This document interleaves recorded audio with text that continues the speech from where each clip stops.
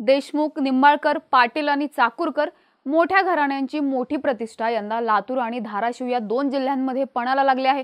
राजकारणात बांधाला बांध लागू न देणारे या दोन जिल्ह्यातले नेते यंदा मात्र मराठवाड्याचा नेता होण्यासाठी दोन्हीकडे ताकद लावताना दिसले। पण इथं प्रस्थापित नेत्यांची ताकद सुद्धा दुर्लक्ष करून चालणारी नव्हती।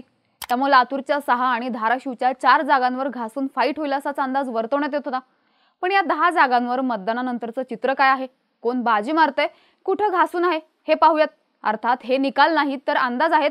मतदानानंतर त्या मतदारसंघातल्या स्थानिक पत्रकारांशी, राजकीय विश्लेषकांशी आणि नागरिकांशी बोलून मांडण्यात आलेले लातूर धाराशिव मध्ये दसका दम कोण दाखवते पाहूया ते व्हिडिओच्या माध्यमातून। नमस्कार, मी नम्रता आणि तुम्ही पाहताय बोलबिडू। आधी बघूयात लातूरच्या 6 जागा। लातूर शहर विधानसभा मतदारसंघात दुपारपर्यंत अमित देशमुखांच्या विरोधात वातावरण होतं, कारण इथून भाजपनं आपली यंत्रणा लावत मतदार मोठ्या प्रमाणात बाहेर काढला। त्यात वस्ती भागात वंचितचे विनोद खटके यांचा जोर होता। पण दुपारनंतर मुंबई, पुणे इथं असलेले मतदार लातूरमध्ये यायला सुरुवात झाली आणि अमित देशमुखांच्या बाजूने पारडं फिरल्याची चर्चा झाली। लातूर शहर विधानसभा मतदारसंघातल्या ग्रामीण भागात घाटनांदूरच्या घटनेचे पडसाद उमटले आणि सुप्तपणे जरांगे फॅक्टर ऍक्टिव्ह झाला। आधीच्या मतदारसंघातला ग्रामीण भाग हा प्रो काँग्रेस, त्यात जरांगे फॅक्टरमुळे भाजपच्या विरोधातल्या मतदानाचा जोर वाढला असं स्थानिक पत्रकार सांगतात। देशमुखांनी बूथ लेवलला लावलेली फिल्डिंग त्यांच्या पथ्यावर पडली आणि मुस्लिम मोहल्ल्यात मतदान एकतर्फी अमित देशमुखांच्या बाजूने गेल्याची चर्चा आहे। त्यामुळे इथं भाजपनं ताकद लावून देखील निकाल बदलणार नाही असं सांगितलं जातंय। जे लातूर शहराबाबत बोललं जातंय तेच लातूर ग्रामीण बद्दल देखील। धीरज देशमुखांनी शेवटच्या 2 दिवसात चांगलीच प्रचार यंत्रणा हलवली। मायक्रो मॅनेजमेंट मोठ्या प्रमाणात केलं गेलं, बूथ लेवलवर वैयक्तिक लक्ष देण्यात आलं आणि अडचणीचं वाटणारं वातावरण पुन्हा देशमुखांच्या बाजूने फिरल्याची चर्चा झाली। इथले भाजप उमेदवार रमेश आप्पा कराड हे वंजारी समाजातून येतात, त्यामुळे इथली लढाई मराठा विरुद्ध ओबीसी अशी झाली। शेवटच्या दिवशी लातूर ग्रामीण मध्ये जरांगे फॅक्टर सुप्तपणे ऍक्टिव्ह झाला आणि धीरज देशमुख यांना एक गठ्ठा मराठा मतं पडली असं स्थानिक पत्रकार सांगतात। लातूर ग्रामीणची जागा 2 दिवसांपूर्वी टफ फाईट मध्ये वाटत होती, ती देशमुखांनी आपल्या यंत्रणेच्या बळावर एकतर्फी फिरवली असं चित्र दिसून आलं। निलंगा विधानसभा कट टू कट आहे। इथलं वातावरण नेमकं कुणाच्या बाजूने आहे याचा परफेक्ट अंदाज वर्तवण्यात येत नाहीये, कारण संभाजी पाटील निलंगेकर असतील किंवा अभय साळुंके दोघांनीही टाईट फिल्डिंग लावली। साळुंके यांच्यासाठी अमित देशमुख मैदानात उतरले तर निलंगेकर यांच्या मागे भाजपनं आपली सगळी यंत्रणा ऍक्टिव्हेट केली। बूथ लेवलवर दोन्ही पक्ष जोरात होते। काँग्रेसचा अशोक पाटील निलंगेकरांचा गट उमेदवारी न मिळाल्यामुळे नाराज होता, त्यामुळे या गटानं प्रत्यक्ष मतदानावेळी किती जोर लावला हा प्रश्न आहे। पण या गटानं पूर्ण ताकद लावली असेल तर इथं भाजपचा करेक्ट कार्यक्रम होईल अशा चर्चा आहेत। मात्र नेमका अंदाज लावणं कठीण असल्याचं स्थानिक पत्रकार सांगतात।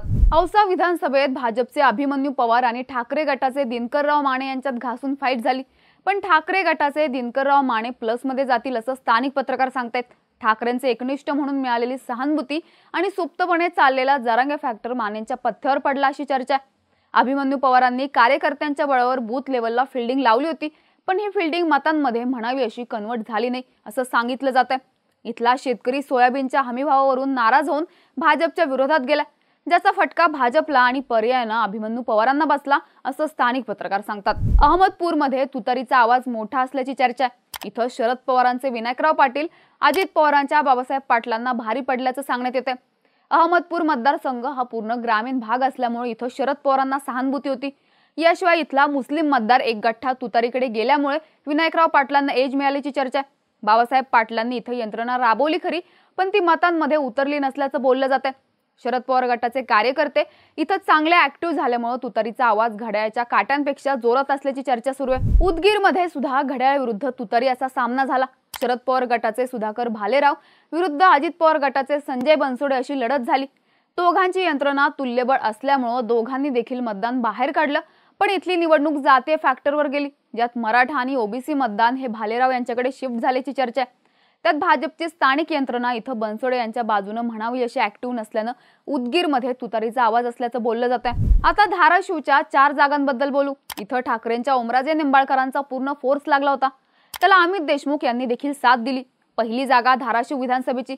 धाराशिवमध्ये ठाकरे गटाचे कैलास पाटील एकतर्फी सामना ओढतील असं स्थानिक पत्रकार सांगतात। विरोधात असलेल्या शिंदे गटाच्या अजित पिंगळे यांच्याकडे ना यंत्रणा होती ना ते पाटील यांच्या तुलनेत प्रभावी उमेदवार ठरले असं देखील बोललं जातंय। या उलट कैलास पाटलांच्या मागे असलेली ओमराजेंची ताकद, बूथ लेवलला असणारे कार्यकर्ते आणि ठाकरेंची सहानुभूती यामुळे कैलास पाटील जोरात आहेत असं स्थानिक पत्रकार सांगतायत। तिकडे भूम परांड्यात शरद पवार गटाच्या राहुल मोटेंनी शिंदे गटाच्या तानाजी सावंतांना चांगली टक्कर दिली। शरद पवार इथे येऊन वातावरण फिरून गेले होते, त्यामुळे मोटेंच्या बाजूने मोठ्या प्रमाणात मतदान झालं असं स्थानिक पत्रकार सांगतात। तानाजी सावंतांच्या बाजूने महायुतीचे पदाधिकारी निष्क्रिय होते। तानाजी सावंतांबद्दल असलेल्या अँटी इन्कम्बन्सीचा फटका त्यांना बसू शकतोय। राहुल मोटेंना स्थानिक लेवलवर ठाकरे गटाच्या पदाधिकाऱ्यांची चांगली मदत झाली। यात भूम मध्ये जरांगे फॅक्टर चालला, त्यामुळे राहुल मोटे भूम परांड्यात आघाडीवर असतील असे अंदाज व्यक्त केले जात आहेत। तुळजापूरमध्ये राणा जगजितसिंह पाटील आणि काँग्रेसचे धीरज पाटील अशी लढत घासून झाली।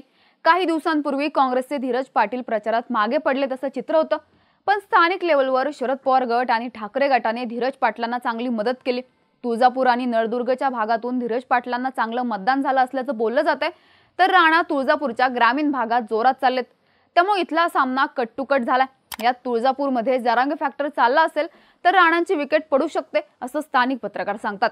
पण इथं फाईट नेक टू नेक आहे, परिस्थिती जैसे थे राहील अशी चर्चा आहे। उमरग्याची जागा देखील यंदा फाईटमुळे चर्चेत होती। इथून ठाकरे गटानं लिंगायत समाजातून येणाऱ्या प्रवीण स्वामी यांना तिकीट दिले, त्यामुळे शिंदे गटाच्या ज्ञानराज चौगुले यांची धाकधूक वाढली होती। उमरग्यात लिंगायत मतं एक गठ्ठा ठाकरे गटाकडे वळल्याची चर्चा झाली। याशिवाय लिंगायत मतांना जरांगे फॅक्टरमुळे मराठा मतांची जोड मिळाली। शिंदे गटाचे ज्ञानराज चौगुले निवडणुकीच्या प्रत्येक टप्प्यात पिछाडीवर पाहायला मिळाल्याचं स्थानिक पत्रकार सांगतात। त्यात उमरग्यात महाविकास आघाडीमध्ये चांगला समन्वय पाहायला मिळाला। ओमराजे निंबाळकर वैयक्तिकरित्या या मतदारसंघात लक्ष घालून होते असं बोललं जाते, त्यामुळे उमरग्याची जागा ठाकरे गट खेचेल असे अंदाज व्यक्त केले जात आहेत। थोडक्यात सांगायचं तर लातूर जिल्ह्यातल्या 6 विधानसभा मतदारसंघांपैकी निलंगा मतदारसंघ वगळता 5 विधानसभा मतदारसंघात महाविकास आघाडीसाठी पोषक वातावरण असल्याचे चित्र आहे। तर धाराशिव जिल्ह्यात तुळजापूर वगळता 3 ठिकाणी महाविकास आघाडीचं चित्र आहे, पण काही ठिकाणी फाईट आणि मतदान दोन्ही घासून झाल्याने अंदाज वर्तवणं अवघड झाल्याची चर्चा आहे। पण लातूर आणि धाराशिव मध्ये इकडं पंजा तिकडं मशाल असं चित्र असल्याचे अंदाज वर्तवण्यात येत आहेत। तुम्हाला काय वाटतं? लातूर धाराशिव मध्ये नेमकं काय होईल? तुमची मतं आणि प्रतिक्रिया कमेंट्समध्ये नक्की सांगा आणि बोल व्हिडिओच्या YouTube चॅनलला सबस्क्राईब करायला विसरू नका।